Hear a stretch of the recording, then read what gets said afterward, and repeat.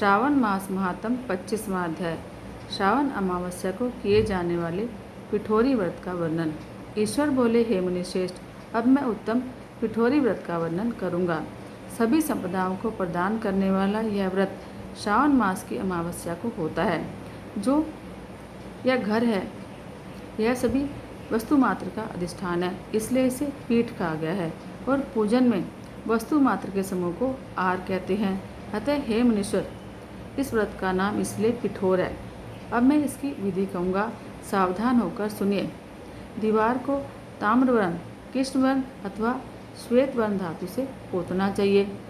अगर ताम्रवर्ण से पोता गया है तो पीले रंग से, कृष्णवर्ण से पोता गया है तो श्वेत रंग से, और श्वेत रंग से पोता गया है तो कृष्णवर्ण से चित्र बनाना चाहिए, अथवा श्वेत पीत से, लाल से, काले या हरे वर्ण से चित्र बनाएं।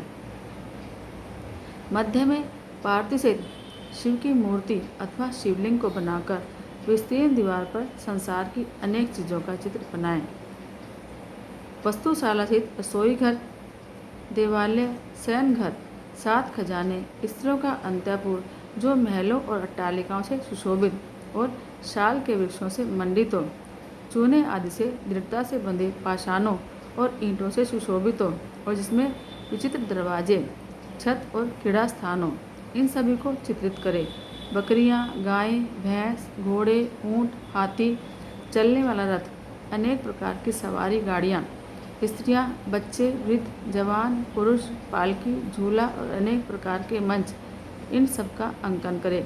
स्वर्ण, चांदी, ताम्र, शीशा, लोहा, मिट्टी, पीतल के और अन्य प्रकार के विभिन्न रंगों वाले पात्रों को लिखें।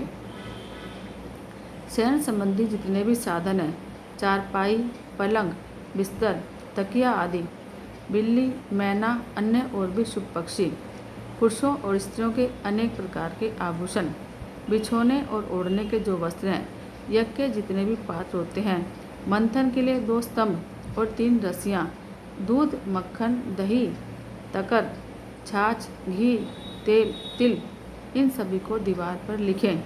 गेहूँ, चावल, अरहर, जौ, मक्का, वार्तानल जो एक प्रकार का अन्न होता है, चना, मसूर, कुल्थी, मूंग, कांगनी, तिल, कोंदो, काचसी नामक अन्न, सोवा, चावल, उड़द, ये सभी धान्य वर्ग भी अंकित करें।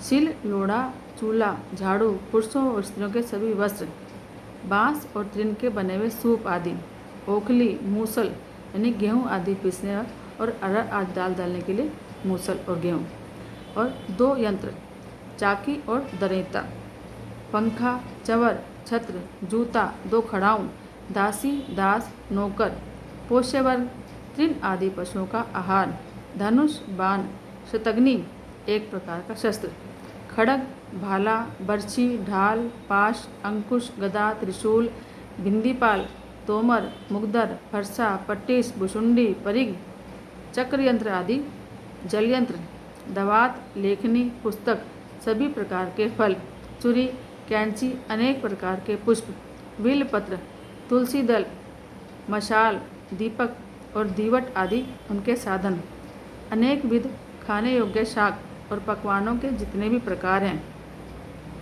उन सभी को लिखना है।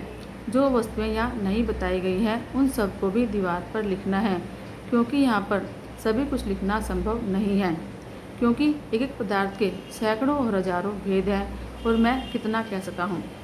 16 उपचारों से इन सभी का पूजन होना चाहिए। पूजन में अनेक प्रकार के गंध द्रव्य, पुष्प, धूप और चंदन अर्पित करें। ब्राह्मणों, बालकों और सौभाग्यवती स्त्रियों को भोजन कराएं।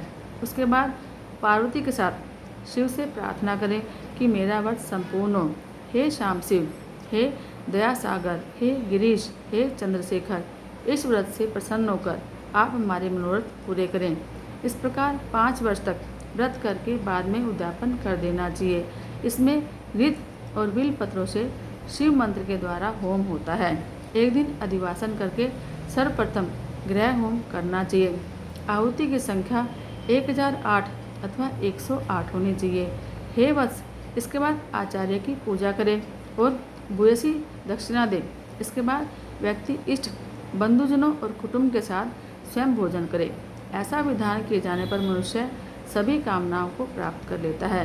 इस श्लोक में जो जो वस्तुएं उसे परम अभिष्ट होती है उन सभी को वह पा लेता है। हे वत्स, मैंने आपसे इस उत्तम पिठोरे व्रत का वर्णन किया।